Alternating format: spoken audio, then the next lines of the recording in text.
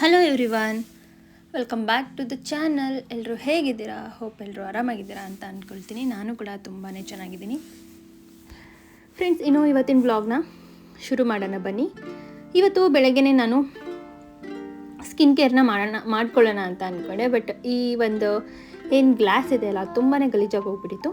ಹಾಗಾಗಿ ಒರೆಸೋಣ ಅಂತೇಳಿ Collin use ಮಾಡ್ತಾಯಿದ್ದೀನಿ. ಬಟ್ ಅದ್ರದ್ದು ಸ್ಪ್ರೇ ಯಾಕೋ ಬರ್ತಾನೆ ಇದ್ದಿದ್ದಿಲ್ಲ. ಹಾಗಾಗಿ ಕಷ್ಟಪಟ್ಟು ಒಳಗಡೆಯಿಂದ ವಾಟರ್ ತೆಗೆದ್ಬಿಟ್ಟು ಒರೆಸ್ಕೊಳ್ತಾ ಇದ್ದೆ.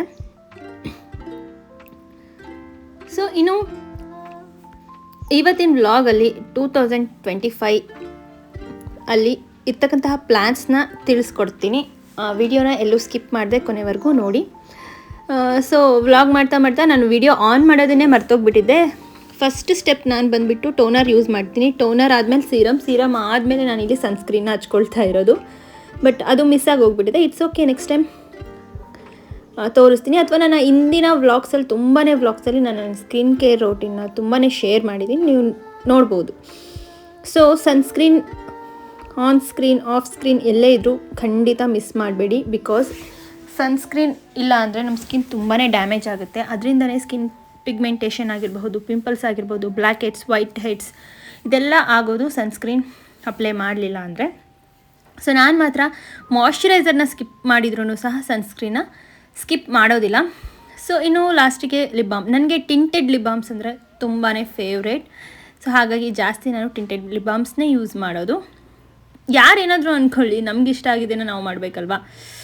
ತುಂಬ ಜನ ಅಂತಾರೆ, ನೀನು ಲಿಪ್ಸ್ಟಿಕ್ ಹಚ್ಕೊಂಡಿದ್ದೀಯಾ ಅಂತ. ಬಟ್ ಅವ್ರಿಗೇನು ಗೊತ್ತಿರುತ್ತೆ. ಸೊ ಅಲ್ವಾ. ಇನ್ನು ಇವತ್ತಿನ ಬೆಳಗಿನ ಬ್ರೇಕ್ಫಾಸ್ಟ್ಗೆ ನಾನು ನಮ್ಮಮ್ಮ ಉಪ್ಪಿಟ್ಟು ಮಾಡಿದರು ಬೆಳಗ್ಗೆನೆ. ಹಾಗಾಗಿ ಉಪ್ಪಿಟ್ಟನ್ನೇ ತಿಂತಾಯಿದ್ದೀನಿ. ಇವತ್ತಿನ ನನ್ನ ಡಯೆಟ್ ಅಂತ ನಾನೇನು ಸಪ್ರೇಟಾಗಿ ಮಾಡ್ಕೊಳ್ತಾ ಇಲ್ಲ. ಬಿಕಾಸ್ ತರಕಾರಿ ಉಪ್ಪಿಟ್ಟು ಮಾಡಿದರು. ಸೊ ಅದರಲ್ಲೇ ಎಲ್ಲ ಒಂದು ತರಕಾರಿಗಳನ್ನ ಹಾಕಿರ್ತಾರೆ. ಉಪ್ಪಿಟ್ಟು ಆಲ್ಸೋ ಹೆಲ್ತಿ ಡಯೆಟ್ ಅಂತ ನಾನು ಉಪ್ಪಿಟ್ಟನ್ನೇ ತೊಗೊಳ್ತಾ ಇದ್ದೀನಿ. ಇನ್ನು ಉಪ್ಪಿಟ್ಟಿನ ಜೊತೆಗೆ ಒಂದು ಸ್ವಲ್ಪ ಚಟ್ನಿ ಪುಡಿನ ಆ್ಯಡ್ ಮಾಡ್ಕೊಳ್ತಾ ಇದ್ದೀನಿ. ಶೇಂಗಾ ಬೀಜದ ಚಟ್ನಿ ಪುಡಿನ ಆ್ಯಡ್ ಮಾಡ್ಕೊಂಡು ತಿಂದರೆ ಶೇಂಗಾ ಬೀಜದಲ್ಲಿ ತುಂಬಾ ನ್ಯೂಟ್ರಿಯೆಂಟ್ಸ್ ಹಾಗೆ ಗುಡ್ ಫ್ಯಾಟ್ಸ್ ಕೂಡ ಇರುತ್ತೆ. ಹಾಗಾಗಿ ತಗೊಳ್ತಾ ಇದ್ದೀನಿ. ಸೊ ಎಸ್, ಇವತ್ತಿನ ತಿಂಡಿಗೆ ನಾನು ಉಪ್ಪಿಟ್ಟು ತೊಗೊಂಡಿದ್ದೀನಿ. ಸೊ ನಮ್ಮಮ್ಮ ಬೆಳಗ್ಗೆ ಬ್ರೇಕ್ಫಾಸ್ಟ್ ನಮ್ಮ ಮಮ್ಮಿ ಪ್ರಿಪೇರ್ ಮಾಡಿದ್ದಾರೆ. ಸೊ ಉಪ್ಪಿಟ್ಟು ತುಂಬಾ ಹೆಲ್ತಿ. ಸೊ ರೈಸ್ ಐಟಮ್ ಎಲ್ಲ ಇದ್ದಾಗ ನಾನು ಓಟ್ಸ್ ಮಾಡ್ಕೊಳ್ತೀನಿ. ಓಟ್ಸ್ ಚೀಲ ಅಥವಾ ಓಟ್ಸ್ ಬಿಸಿಬೇಳೆಭಾತ್, ಓಟ್ಸ್ ಉಪ್ಮಾ ಅಥವಾ ಓವರ್ನೈಟ್ ಓಟ್ಸ್ ಈ ಥರ ತೊಗೊಳ್ತೀನಿ. ಸೊ ಉಪ್ಪಿಟ್ಟು ಮಾಡಿದಾಗ ನಾನು ಉಪ್ಪಿಟ್ಟೆ ತಿಂತೀನಿ. ಸೊ ಬೆಳಗಿನ ತಿಂಡಿ ಉಪ್ಪಿಟ್ಟು ಮಾಡ್ಕೊಂಡು ಸಿಗ್ತೀನಿ. ಸೊ ನಾನು ಬಂದುಬಿಟ್ಟು ಇವಾಗ ಟಿಫನ್ನ ಮಾಡ್ತಾಯಿದ್ದೀನಿ. ಆಲ್ರೆಡಿ ನಿಮ್ಗೆಲ್ರಿಗೂ ಗೊತ್ತಿದೆ ಇದೆ. ತುಂಬ ಜನ ನನ್ನ ವೆಯ್ಟ್ ಲಾಸ್ ಜರ್ನಿ ವಿಡಿಯೋ ಆಗಿರ್ಬೋದು, ಹಾಗೆ ನನ್ನ ವೆಯ್ಟ್ ಲಾಸಲ್ಲಿ ಯಾವ ರೀತಿ ನನ್ನ ಡೇ ಇರುತ್ತೆ ಅಂತ ವಿಡಿಯೋ ಮಾಡಿದ್ದೀನಲ್ಲ, ತುಂಬ ಜನ ನೀವು ಕಮೆಂಟ್ ಮಾಡಿದ್ರೆ ಕಂಟಿನ್ಯೂಯಸ್ ಆಗಿ ವೆಯ್ಟ್ ಲಾಸ್ ವ್ಲಾಗ್ಸ್ನ ಮಾಡಿ ಅಂತ. ಬಟ್ ನನಗೆ ಟೈಮ್ ಆಗ್ತಾ ಇಲ್ಲ. ಖಂಡಿತ ಇನ್ಮೇಲಿಂದ ಡೈಲಿ ವ್ಲಾಗ್ಸ್ನ ಮಾಡ್ತೀನಿ. ನಮ್ಮ ರಾಕಿ ನೋಡ್ತಾ ಇರ್ಬೋದು, ಮನುಷ್ಯರು ಮಲ್ಕೊಂಡಿದ್ದಾನೆ, ಎಷ್ಟು ಕ್ಯೂಟಾಗಿ. ನನಗಂತೂ ನಮ್ಮ ರಾಕಿ ಅಂದರೆ ತುಂಬಾ ಇಷ್ಟ. ಇನ್ನು ಹೊರಗಡೆ ನಮ್ಮ ಮನೇಲಿ ಇವತ್ತು ಅಡಿಕೆ ಸುಲಿಯೋಕ್ಕೆ ಅಂತ ಬಂದಿದ್ದರು. ಸೊ ಹಾಗಾಗಿ ಅಡಿಕೆ ಎಲ್ಲ ಸುಲಿತಾ ಇದ್ದಾರೆ.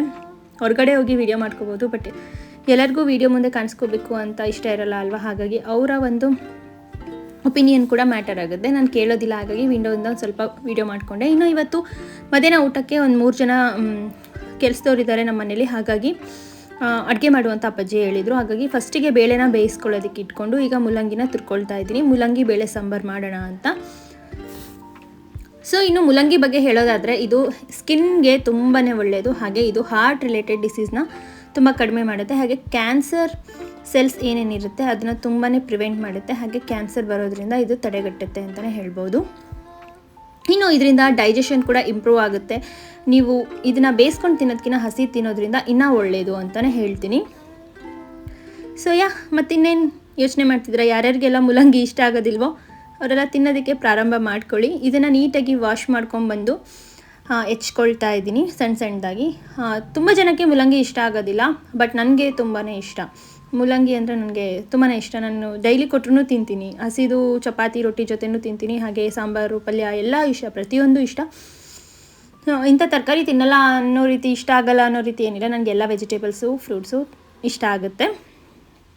ಇನ್ನು ಇವಾಗ ಬೇಳೆ 1 ವಿಷಲ್ ಕೂಗಿಸ್ಕೊಂಡಿದ್ದೀನಿ. ಒಂದು ಅರ್ಧಂಬರ್ಧ ಬೆಂದಿದೆ, ನೀವು ನೋಡ್ತಾ ಇರ್ಬೋದು.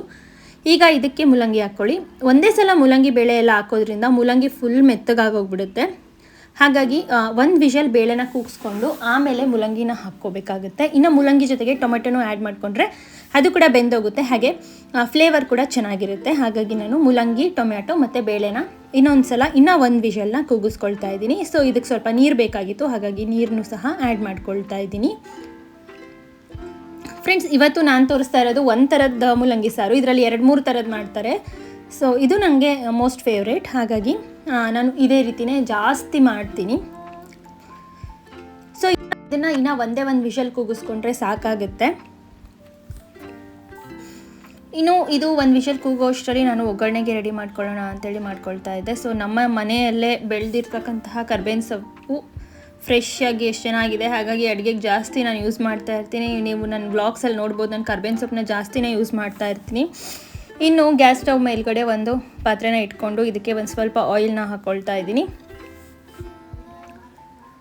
ಇನ್ನು ಇದಕ್ಕೆ ಆಯಿಲ್ನ ಸ್ವಲ್ಪ ಕಾದ ನಂತರ ಸಾಸಿವೆ ಹಾಗೆ ಸ್ವಲ್ಪ ಜೀರಿಗೆನ ಆ್ಯಡ್ ಮಾಡ್ಕೊಳ್ತಾ ಇದ್ದೀನಿ.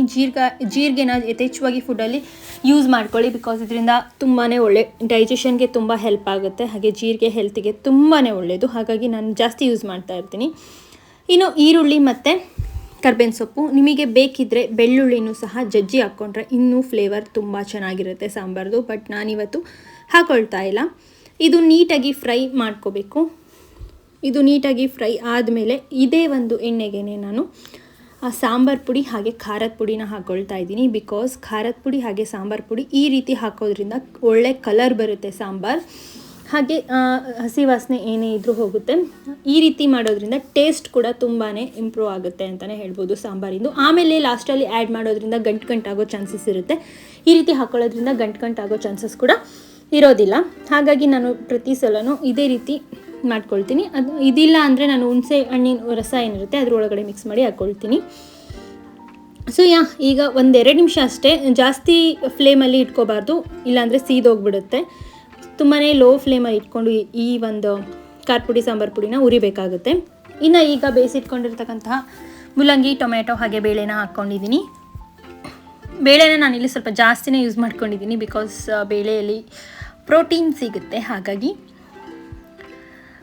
ಸೊ ಇನ್ನೂ ಇದಕ್ಕೆ ನಿಮಗೆ ಎಷ್ಟು ಬೇಕೋ ಅಷ್ಟು ನೀರು, ಥಿಕ್ನೆಸ್ ನಿಮಗೆ ಎಷ್ಟು ಬೇಕು, ನಿಮ್ಮ ಮನೇಲಿ ಎಷ್ಟು ಜನ ಇದ್ದಾರೆ ಅನ್ನೋದನ್ನು ನೋಡಿಕೊಂಡು ನೀರನ್ನ ಆ್ಯಡ್ ಮಾಡ್ಕೊಳ್ಳಿ. ನಾನಿಲ್ಲಿ ಒಂದು ಸ್ವಲ್ಪ ನೀರನ್ನ ಆ್ಯಡ್ ಮಾಡ್ಕೊಂಡಿದ್ದೀನಿ.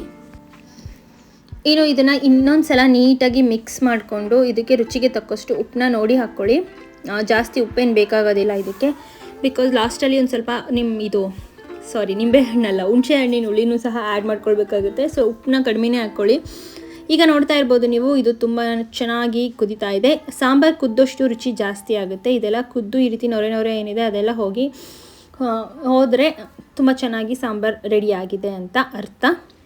ಸೊ ಇದನ್ನು ನಾನು 1-2 ಕುದಿ ಇವಾಗ ಕುದಿಸ್ಕೊಳ್ತೀನಿ.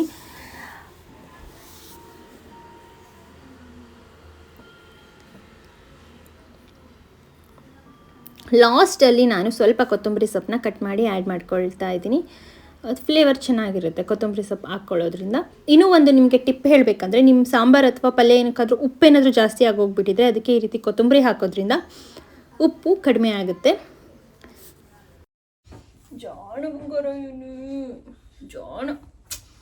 ಬಾಯ್ಲೆ ಒಂದು ಪಚ್ಚಿ ಕೊಡು, ಮತ್ತೆ ಒಂದು ಪಚ್ಚಿ ಕೊಡು, ಪಚ್ಚಿ ಪಚ್ಚಿ ಪಚ್ಚಿ.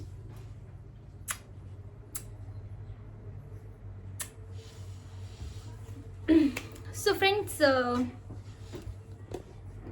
ಇವತ್ತು ನಮ್ಮ ಮನೆಯಲ್ಲಿ ಅಡಿಕೆ ಸುಲಿತಾ ಇದ್ದಾರೆ. ಸೊ ಆ ಕಡೆ ರೂಮಲ್ಲಿ ವಿಡಿಯೋ ಮಾಡ್ತಾ ಇಲ್ಲ, ಬಿಕಾಸ್ ಆ ಕಡೆ ಎಲ್ಲರಿಗೂ ಕೇಳಿಸುತ್ತೆ, ನನಗೊಂಥರ ಶೈ ಫೀಲ್ ಆಗುತ್ತೆ. ಸೊ ಹಾಗಾಗಿ ನಾನು ನಮ್ಮ ಮಮ್ಮಿ ಡ್ಯಾಡಿ ರೂಮಲ್ಲಿ ಬಂದು ವಿಡಿಯೋನ ಶೂಟ್ ಮಾಡ್ತಾ ಇದ್ದೀನಿ. ಸೊ ಇದು ಬಂದುಬಿಟ್ಟು 2025 ನನ್ನ ಪ್ಲ್ಯಾನ್ಸ್ ಏನು ಅಂತ.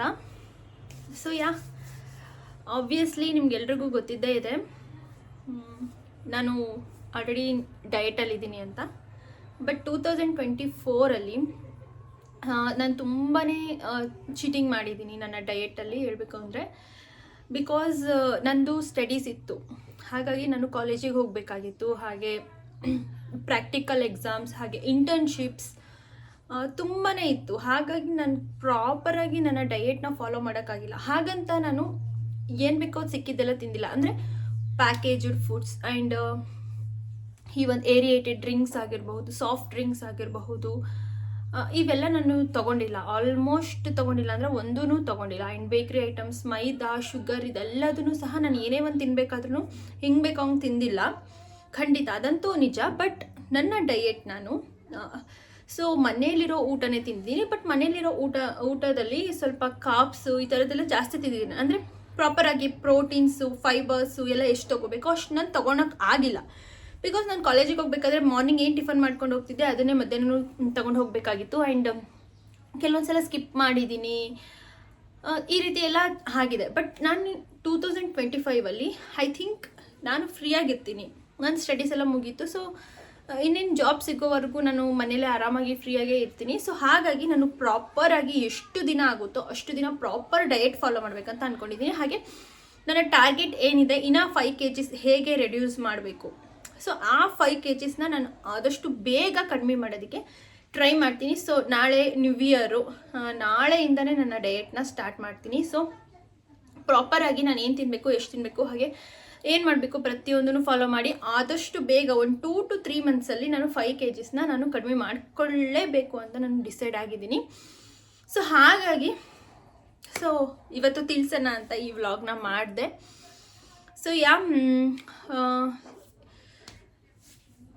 ಮತ್ತು ಇನ್ನೇನಿದೆ ಹೇಳೋದಕ್ಕೆ ಅಂತಂದರೆ 2023ಗೆ ಆಲ್ರೆಡಿ ಹೋಯಿತು ನನ್ನ ಬ್ಯಾಡ್ ಡೇಸ್ ಎಲ್ಲ ಅಂತ ಅಂದ್ಕೊಳ್ತೀನಿ. ಬಿಕಾಸ್ 24ಅಲ್ಲಿ ನಾನು ನನ್ನ ಮೈಂಡ್ನ ತುಂಬಾ ಪಾಸಿಟಿವ್ ಆಗಿ ಇಟ್ಕೊಂಡಿದ್ದೀನಿ. ತುಂಬ ಅಂದರೆ ತುಂಬ ಪಾಸಿಟಿವ್ ಆಗಿ ಇಟ್ಕೊಂಡಿದ್ದೀನಿ. ಅದರಿಂದ ನನಗೆ ಎಷ್ಟೊಂದು ಅಂದರೆ ಅಷ್ಟೊಂದು ಚೇಂಜಸ್ ಆಗಿದೆ. ಖಂಡಿತ ಚೇಂಜಸ್ ಆಗಿದೆ. ಸೊ 24ಅಲ್ಲಿ ನಾನು ಎಷ್ಟೊಂದು ಹ್ಯಾಪಿಯಾಗಿ ಲೈಫ್ನ ಲೀಡ್ ಮಾಡಿದ್ದೀನಿ ಅಂತ ಆಲ್ರೆಡಿ ನಾನು ನೆನ್ನೆ ವ್ಲಾಗಲ್ಲಿ ನಾನು ಸಪ್ರೇಟ್ ವ್ಲಾಗ್ ಮಾಡಿ ಹಾಕಿದ್ದೀನಿ. ಸೊ ಹಾಗಾಗಿ ನನ್ನ ಮೈಂಡ್ಸೆಟ್ ಪೂರ್ತಿಯಾಗಿ ಚೇಂಜ್ ಆಗೋಗಿದೆ. ಯಾವುದ್ರ ಬಗ್ಗೆನೂ ತಲೆ ಕೆಡಿಸ್ಕೊಳ್ಳೋದಿಲ್ಲ. ಆ್ಯಂಡ್ ನಾನು ಪ್ರತಿಯೊಬ್ಬರಿಗೂ ಒಳ್ಳೆಯದನ್ನೇ ಬಯಸ್ತೀನಿ. ಎಂಥ ಶತ್ರುಗಳೇ ಆಗಿರಲಿ, ಯಾರೇ ಆಗಲಿ, ಒಳ್ಳೆಯದನ್ನೇ ಬಯಸ್ತೀನಿ. ಇದನ್ನು ನಾನು ರೂಢಿ ಮಾಡ್ಕೊಂಡು ಬಂದುಬಿಟ್ಟಿದ್ದೀನಿ ಆಲ್ರೆಡಿ. ಸೊ ಇದರಿಂದ ನಾನು ತುಂಬ ಅಂದರೆ ತುಂಬ ನನ್ನ ಲೈಫಲ್ಲಿ ಚೇಂಜಸ್ ಆಗಿದೆ. 2025ಅಲ್ಲೂ ಸಹ ಅದೇ ಕಂಟಿನ್ಯೂ ಆಗುತ್ತೆ. ಪಾಸಿಟಿವಿಟಿ ಆ್ಯಂಡ್ ಪಾಸಿಟಿವ್ ಆಗಿ ಯೋಚನೆ ಮಾಡೋದು. ಬೇರೆಯವರಿಗೆ ಕೆಟ್ಟದನ್ನು ಬಯಸಲ್ಲ. ನಾನು ನೆಗೆಟಿವ್ ಆಗಿ ನಾನು ಯೋಚನೆ ಮಾಡಿಕೊಂಡ್ರೂ ಸಹ ನಾನು ಬೇರೆಯವ್ರಿಗೆ ಮಾತ್ರ ಆ ರೀತಿ ಯೋಚನೆ ಮಾಡೋದಿಲ್ಲ. ಪಾಸಿಟಿವ್ ಆಗೇ ಇರ್ತೀನಿ ಆ್ಯಂಡ್ ಒಳ್ಳೆಯದನ್ನೇ ಬಯಸ್ತೀನಿ. ಒಬ್ಬರಿಗೆ ನಾವು ಒಳ್ಳೆಯದನ್ನು ಹೇಳಿದರೆ ಆ ದೇವರು ನಮಗೆ ಅದರ 2ರಷ್ಟು ವಾಪಸ್ ಕೊಡ್ತಾನಂತೆ. ಅದು ಖಂಡಿತ ನಿಜ, ನನಗಾಗಿದೆ ಅದು. ಸೊ ಹಾಗಾಗಿ ಹಾಗೇ ಇರ್ತೀನಿ. ಆ್ಯಂಡ್ ಪ್ರಾಪರ್ ಡಯೆಟ್ ಫಾಲೋ ಮಾಡಬೇಕು ಆ್ಯಂಡ್ ಹ್ಯಾಪಿಯಾಗಿರಬೇಕು ಲೈಫಲ್ಲಿ. ಸೊ ಹ್ಯಾಪಿಯಾಗಿ ಇರ್ತೀವಿ, ಖಂಡಿತ ಇರ್ತೀವಿ. 24ಅಲ್ಲೇ ಹ್ಯಾಪಿಯಾಗಿದ್ದೀವಿ ಅಂದರೆ 25ಅಲ್ಲಿ ಇರೋದಿಲ್ವಾ? ಆಲ್ರೆಡಿ 24ಅಲ್ಲಿ ಸ್ಟಾರ್ಟ್ ಮಾಡಿರ್ತಕ್ಕಂತಹ ನಮ್ಮ ಲೈಫಿನ ಹ್ಯಾಪಿಯೆಸ್ಟ್ ಜರ್ನಿ, ಅರ್ನಿಂಗ್ಸ್ ಆ್ಯಂಡ್ 25ಅಲ್ಲಿ ಆಲ್ರೆಡಿ ನಾವು ವೆಲ್ ಸೆಟಲ್ಡ್ ಅಂದರೆ ಸೇವಿಂಗ್ಸ್ ಮಾಡ್ಕೊಂಡಿದ್ದೀವಿ. ಇನ್ನು ಹ್ಯಾಪಿಯಾಗಿ ಇದ್ದೇ ಇರ್ತೀವಿ ಅಲ್ವಾ? ಮತ್ತು ನಾವು ದುಡಿಲೇಬೇಕು, ಅರ್ನ್ ಮಾಡಲೇಬೇಕಂತ ಏನಿಲ್ಲ. ಆಲ್ರೆಡಿ ಸೇವಿಂಗ್ಸ್ ಅಮೌಂಟಲ್ಲೇ ನಾವು ಯೂಸ್ ಮಾಡಿಕೊಂಡು ಖುಷಿಯಾಗೂ ಇರ್ಬೋದು. ಆ್ಯಂಡ್ ಇನ್ನು ಏನಿದೆ ಈ ಒಂದು ಏಜಲ್ಲಿ ಏನಿದೆ, ಸೊ ಈ ಒಂದು ಏಜಲ್ಲಿ ದುಡ್ದು ಇಟ್ಕೋಬೇಕು ಅಂತ ಹೇಳ್ತಾರೆ. ಹಾಗಾಗಿ ನಾನು ನನ್ನ ಹಸ್ಬೆಂಡ್ ಇಬ್ಬರು ಅದನ್ನು ಫಾಲೋ ಮಾಡ್ತೀವಿ. ಸೊ ಅವರ ಬಿಸ್ನೆಸ್ ಹಾಗೆ ಕಂಟಿನ್ಯೂ ಆಗ್ತಾ ಇರುತ್ತೆ. ಸೊ ಇನ್ನೇನು ಫ್ರೀ ಟೈಮಲ್ಲೆಲ್ಲ ಹೊರಗಡೆ ಹೋಗೋದು ಇದೆಲ್ಲ ಇದ್ದಿದ್ದೆ ಅಲ್ವಾ? ಇಬ್ಬರು ಸಹ ಹ್ಯಾಪಿಯಾಗಿ ಇರಬೇಕು ಅಂತ ಅಂದ್ಕೊಂಡಿದ್ದೀವಿ. ಸೊ ಹೆಲ್ತಿ ಲೈಫ್ ಸ್ಟೈಲ್ನ ನಾನು 2025ಅಲ್ಲಿ ಫಾಲೋ ಮಾಡ್ತೀನಿ. ಖಂಡಿತ 100% ಮಾಡ್ತೀನಿ. ಇದರಲ್ಲಿ ಡೌಟೇ ಇಲ್ಲ. ಬಿಕಾಸ್ ನನ್ನ ಮೈಂಡಿಗೆ ಫಿಕ್ಸ್ ಆಗಿ ಹೋಗ್ಬಿಟ್ಟಿದೆ. ನಾನು ಏನಾದರೂ ಒಂದು ತಿಂತಾ ಇದ್ದೀನಿ ಅಂದರೆ ನಾನು ನೋಡಿ ಯೋಚನೆ ಮಾಡೇ ತಿನ್ನೋದು. ಇಲ್ಲಾಂದರೆ ಯಾವುದೇ ಕಾರಣಕ್ಕೂ ತಿನ್ನೋದಿಲ್ಲ, ಯಾವುದೇ ಕಾರಣಕ್ಕೂ ಕುಡಿಯೋದಿಲ್ಲ. ಸೊ ಇದು ನನ್ನ ಮೈಂಡಿಗೆ ಆಲ್ರೆಡಿ ಅಡ್ಜಸ್ಟೇ ಆಗೋಗ್ಬಿಟ್ಟಿದೆ. ಸೊ ಹೆಲ್ತಿ ಲೈಫ್ ಸ್ಟೈಲ್ ಅನ್ನೋದು ಖಂಡಿತ ಇದ್ದೇ ಇರುತ್ತೆ. ಸೊ ಮತ್ತು ಇನ್ನೇನಿದೆ, ಸೊ ಸ್ವಲ್ಪ ಕಾಂಪಿಟೇಟಿವ್ ಎಕ್ಸಾಮ್ಸಿಗೆ ಓದೋಣ ಅಂತ ಅಂದ್ಕೊಂಡಿದ್ದೀನಿ 25ಅಲ್ಲಿ. ಹೆಂಗಾದರೂ ಮಾಡಿ ನಾನು ಟೆಟ್ ಎಕ್ಸಾಮ್ನ ಈ ಸಲ ಕ್ಲಿಯರ್ ಮಾಡಬೇಕು ಅಂತ ಅಂದ್ಕೊಳ್ತಾ ಇದ್ದೀನಿ. ಇದನ್ನು ನಾನು ವೀಡಿಯೋದಲ್ಲಿ ಹೇಳ್ಕೊಳೋದಕ್ಕೆ ನನಗೆ ಮುಜುಗರ ಅನಿಸುತ್ತೆ. ಯಾಕಂದರೆ ಕ್ಲಿಯರ್ ಆಗಿಲ್ಲ ಅಂದರೆ ಮತ್ತೆ ನೀವೆಲ್ಲ ಕಾಮೆಂಟ್ ಸೆಕ್ಷನಲ್ಲಿ ಬಂದು ಹೋಗಿದ್ದೀರಾ. ಬಟ್ ಆದರೆ ಹೇಳ್ಕೊಳ್ಳೋದ್ರಲ್ಲಿ ತಪ್ಪೇನಿದೆ. ಸೊ ಒಂದು ಮ್ಯಾನಿಫೆಸ್ಟೇಷನ್ ಅನ್ನೋದು ಮಾಡೋದು ತುಂಬಾ ಇಂಪಾರ್ಟೆಂಟ್. ಸೊ ನಾನು ಕ್ಲಿಯರ್ ಮಾಡಬೇಕಂತ ನನ್ನ ಮನಸ್ಸಲ್ಲಿ ನಾನು ನಿರ್ಧಾರ ಮಾಡಿದ್ದೀನಿ. ಅದನ್ನು ನಿಮ್ಮ ಮುಂದೆ ಹೇಳ್ಕೊಳ್ತಾ ಇದ್ದೀನಿ ಅಷ್ಟೇ. ಟೆಟ್ ಎಕ್ಸಾಮ್ನ ಕ್ಲಿಯರ್ ಮಾಡಲೇಬೇಕು ಅಂತ ಅಂದ್ಕೊಂಡಿದ್ದೀನಿ. ಗಾಡ್ ದಯವಿಟ್ಟು ಕ್ಲಿಯರ್ ಮಾಡೋ ಹಾಗೆ ಮಾಡಪ್ಪ. ಹಾಗೆ ಯಾರೆಲ್ಲ ನನ್ನ ವೀಡಿಯೋಸ್ ನೋಡ್ತಾರೆ ದಯವಿಟ್ಟು ನನಗೆ ಆಶೀರ್ವಾದ ಮಾಡಿ ಕ್ಲಿಯರ್ ಆಗಲಿ ಅಂತ ನೀವು ಕೂಡ ನನಗೆ ಮ್ಯಾನಿಫೆಸ್ಟೇಷನ್ ಮಾಡಿ ಅಂತ ಕೇಳ್ಕೊಳ್ತೀನಿ. ಸೊ ಯಾ ಆ್ಯಂಡ್ ಇನ್ನೇನಿದೆ, ಜಾಬ್ ಏನಾದರೂ ಸಿಕ್ಕರೆ ಖಂಡಿತ ನಾನು 100% ನನ್ನ ಏನಿದೆ, ನನ್ನ ಒಂದು ಎಫರ್ಟ್ ಏನಿದೆ ಅದನ್ನು ಹಾಕಿಬಿಟ್ಟು ಫುಲ್ಫಿಲ್ ಮಾಡೋದಕ್ಕೆ ಟ್ರೈ ಮಾಡ್ತೀನಿ. ಏನಿಲ್ಲ ಫ್ರೆಂಡ್ಸ್, 2025 ಪ್ಲ್ಯಾನ್ಸ್ ಅಂದರೆ ಇಷ್ಟೇ, ಹ್ಯಾಪಿಯಾಗಿರಬೇಕು. ಒಟ್ಟಿನಲ್ಲಿ ಲೈಫಲ್ಲಿ ಹ್ಯಾಪಿಯಾಗಿರಬೇಕು ಅಷ್ಟೇ. ನೆಮ್ಮದಿ ಅನ್ನೋದು ತುಂಬಾ ಇಂಪಾರ್ಟೆಂಟ್. ಆ್ಯಂಡ್ ಒಳ್ಳೆ ಆರೋಗ್ಯ, ಇವಿಷ್ಟೇ ಅಲ್ಲ, ಇನ್ನೇನು ಬೇಕಾಗಿದೆ? ತಿನ್ನೋದಕ್ಕೆ ಒಳ್ಳೆ ಊಟ, ಆರಾಮಾಗಿ ಕಣ್ತುಂಬ ನಿದ್ದೆ, ಅಷ್ಟೇ. ಚಿಕ್ಕ ಪುಟ್ಟ ನಮಗೆ ಏನೇನು ಬೇಕು ಥಿಂಗ್ಸ್ ಅದನ್ನು ತೊಗೊಂಡ್ರೆ ಅಷ್ಟೇ ಸಾಕಲ್ವಾ. ಒಟ್ಟಿನಲ್ಲಿ ನೆಮ್ಮದಿ ಇರಬೇಕು ಜೀವನದಲ್ಲಿ, ಖುಷಿಯಾಗಿರಬೇಕು, ಅಷ್ಟೇ ನನಗೆ ಬೇಕಾಗಿರೋದು. ಎಷ್ಟೊಂದು ದುಡ್ಡು ಆಸ್ತಿ ಪ್ರತಿಯೊಂದು ಇಟ್ಕೊಂಡು ನೆಮ್ಮದಿನೇ ಇಲ್ಲ, ಒಳ್ಳೆ ಹೆಲ್ತ್ ಇಲ್ಲ ಅಂತಂದರೆ ತಗೊಂಡು ಏನು ಮಾಡೋದು ಅಲ್ವಾ. ನನಗೆ ಲೈಫಲ್ಲಿ ಬೇಕಾಗಿರೋದು ನೆಮ್ಮದಿ ಆ್ಯಂಡ್ ಹ್ಯಾಪಿನೆಸ್, ಇಷ್ಟೇ. ನನ್ನ ದೇವರನ್ನ ಕೇಳ್ಕೊಳ್ಳೋದೂ ಅದೇ. ಸೊ ಹಾಗಾಗಿ 2025 ನಾನು ತುಂಬ ನೆಮ್ಮದಿಯಾಗಿ ಹ್ಯಾಪಿಯಾಗಿ ಇರಬೇಕು ಅಂತ ಅಂದ್ಕೊಂಡಿದ್ದೀನಿ. ಸೊ ಯಾ ಇಷ್ಟೇ, ಇನ್ನೇನು ಇಲ್ಲ. ಸೊ ತುಂಬಾ ಡಿಸ್ಟರ್ಬೆನ್ಸ್ ಮನೆಯಲ್ಲ, ಆಚೆ ಕಡೆ ತುಂಬ ಕೆಲಸ ಮಾಡ್ತಾ ಪದೇ ಕರಿತಾನೆ ಇರ್ತೀನಿ. ಸೊ ಇಷ್ಟೇ ಫ್ರೆಂಡ್ಸ್, ಇನ್ನೇನು ಎಳೆಯೋದಿಲ್ಲ, ಇನ್ನೇನು ಪ್ಲ್ಯಾನ್ಸ್ ಇಲ್ಲ. ಪ್ಲ್ಯಾನ್ಸ್ ಇದ್ದರೆ ಖಂಡಿತ ನೆಕ್ಸ್ಟ್ ವ್ಲಾಗ್ಸಲ್ಲಿ ತಿಳಿಸ್ತೀನಿ. ಬಾಯ್.